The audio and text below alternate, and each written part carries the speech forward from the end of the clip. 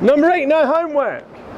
I don't know if you've read the scriptures in the religion that you belong to. The very thick and voluminous scriptures that are prescribed by the preacher of your religion. All of those weird mythologies that you've got to incorporate into your worldview, even though they're pretty ridiculous and probably fictional. Like, you know, the world flood, all that. Where was it going with this? Oh yeah, so you've got to memorise all that scriptures. Well, with us, Church of the Flying Spaghetti Monster, Postmodern Church, you don't have to memorise our scriptures. In fact, you're advised not to, because they are quite ridiculous and silly.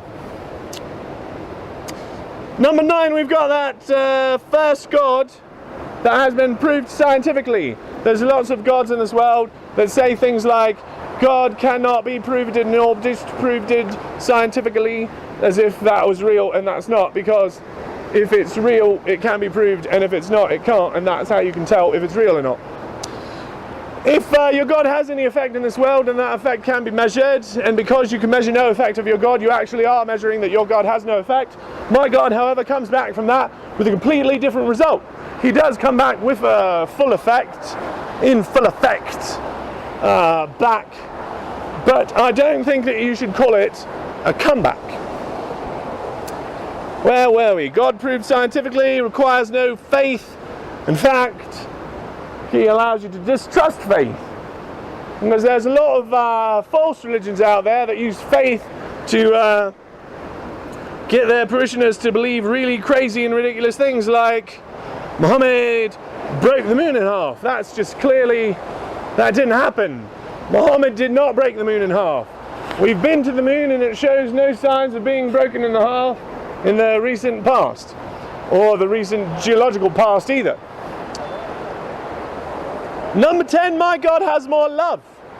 I don't know if you believe in the Abrahamic covenant, but part of that is to hate certain segments of this population, you know, including subjugating the women and talking bad about the homosexuals and not letting them marry and stuff like that. Well, the Flying Spaghetti Monster says that you don't need to hate anyone in his name. There's no such thing as the out-group, so you can love your homosexual brethren. Instead of God of hatred, like is found in the Old and New Testaments and in the Quran, who tells you that these people whom you should be loving, these creations of Flying Spaghetti Monster, who are out there to be loved and helped and cared for, are not, or in fact, I don't even know where I was going with that sentence actually. Something good, you know, fill in the blanks, you can do it, it's like Mad Libs at this point. Number 11, no kids, because they suck. They are loud and annoying, and they don't know what we're talking about, because they're kids. So that's why in the Church of the Flying Spaghetti Monster, you're not allowed to join, unless you're an adult. That also is useful because that helps us enforce our liquor laws. You know, I mean, they sort of reinforce each other. That we can, because there's no kids, we can drink a lot, and because we want to drink a lot during the church services, we want there to be no kids. Number 12, safety first. That is not exclusive to my religion. That is just general advice for the real world. That safety first, we should all take care of each other, let's not get hurt, let's all be safe, and we'll be here tomorrow to do everything that we have planned for then. Oh, listen to this, you like that? Oh yeah, you like that? No. The 13th reason to join the Church of the Flying Spaghetti Monster today is that it's an open source religion. The world's first open source religion. The top-down model that is prescribed by the pagan gods of Revelation, that God should find some backwards idiot and explain everything to him if he can, and then that son of a bitch has got to explain it to everybody else, and then hopefully after a generation or two they'll get it down in print, and hopefully that won't have to be translated a million times to find everybody. That's a really stupid model. It's the kind of model that a person would use if they were doing, if it was difficult. if it was difficult to send a message to the prophets, if it was very costly, like for example, if you were sending a message back in time to the prophets, and you're trying to keep it short and to the point, and maybe repeaty, send a tape or something. So the top-down revelation model is the sign of communication from person to person, not from deity to creation. The revelation model of deity to creation is because you are a child of the flying spaghetti monster, and I am a child of the flying spaghetti monster, and there's nothing that you have done or that I have done that will elevate our status in the eyes of the flying spaghetti monster, because it doesn't work like that with him. Where was I going with that one too? Man, I can't think of any of these thoughts. Revelation. So because he loves us equivalently, right, he'll talk to us equivalently. And because some of us believe that he does talk to us, or the rest of us should realise that it is true, he does talk to us. If he talks to us one, he will talk to us all. If he talks to me, he will definitely talk to you. Because, I mean, come on, this is a joke. If God's willing to talk to me, he'll talk to you. You're a serious individual. Not me, I'm ridiculous.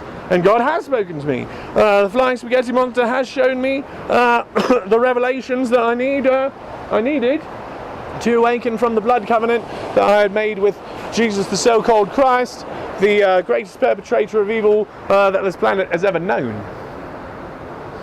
Alright, are you infected with an old and dead religion? Don't be shy, step right up. I'm a real preacher from the Church of the Flying Spaghetti Monster. Do you worship an abusive or a loveless God? Do you worship a heathen God? An ancient and pagan God? Your God is ineffable. Let's do this. Let's sing this song. We'll go backwards.